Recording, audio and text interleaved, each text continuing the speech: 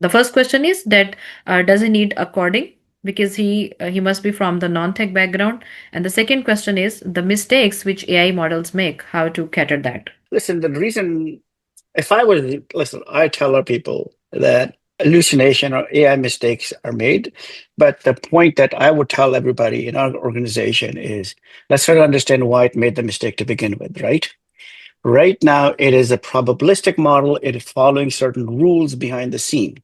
So understanding our own prompt engineering and how we structured the command to begin with, so you can dissect where the disconnect is. When an LLM model makes a mistake, actually, it's kind of a good thing that you picked it up, right? Therefore, you know that what you were looking for, the answer that came out was incorrect. Therefore, there's a delta that needs to be solved, right? So it's part of learning for both of you, actually. So most of the existing LLMs are building your profile as you're working with them. Solving that puzzle is, for me at least, it's fun. For a lot of our team members, it's also fun just to understand why it happened, what happened, like with the way we do. And one of our features is coding and how do you optimize coding. We figured out something early in the morning today with our AI team back remote and offshore team. I don't know enough about understand the underlying nature of the question, but solving that delta is important. And escalating and sharing it others and bringing others into equation, like other your colleagues, is very important because there are no perfect humans. There are perfect teams, right? God never created a perfect human being, right? In our today's time, and in bringing in others and then solving it together makes sense, and that becomes escalation, and that also becomes part of down the road how you refine your LLM into a RAG.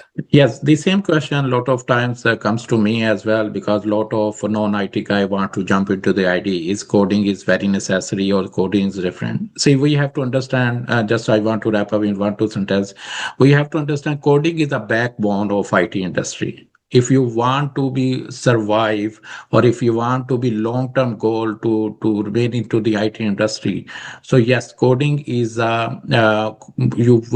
have to learn the coding. The main question, instead of we can ask this question like coding is necessary or how hard to learn the code. It's not that hard.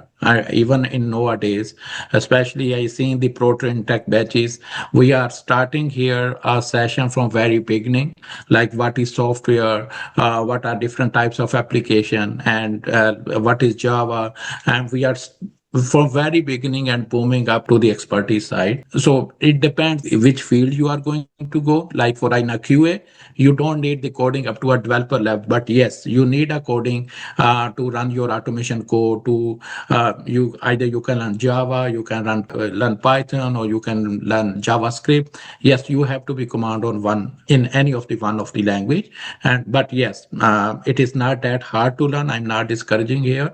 It is not that hard to learn. This is the reality that we have to accept. And depends if you are in a QA, you don't need the coding up to developer level or very high level.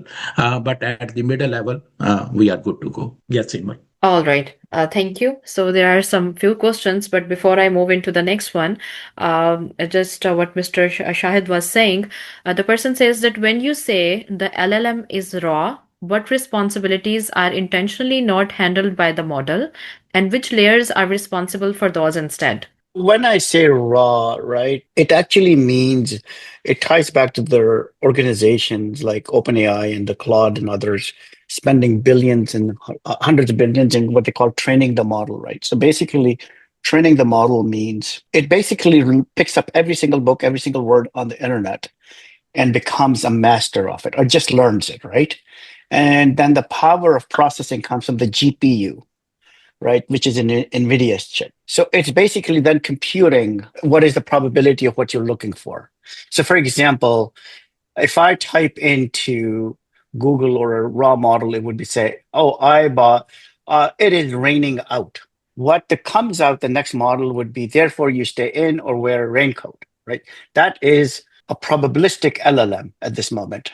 It is raw. A refined model, or what we would call a deep reasoning model, would be, oh, if I type in "it is raining out," the deep reasoning would say, "Okay, Shai is typing that it is raining out. He bought a rain jacket yesterday, right? His preference tends to be wearing something new right away, right? Therefore, he is probably thinking about, he wants to wear the new jacket. So I can, in my suggestions, add this jacket, right? So that is a deep reasoning thinking, right? At this moment, we have LLMs that have not been refined yet. It has a vast internet that is disconnected from the internet. These enterprise versions are just disconnected. That's it, to secure our data inflow and data outflow. So we feel good about ourselves and about the privacy and the security.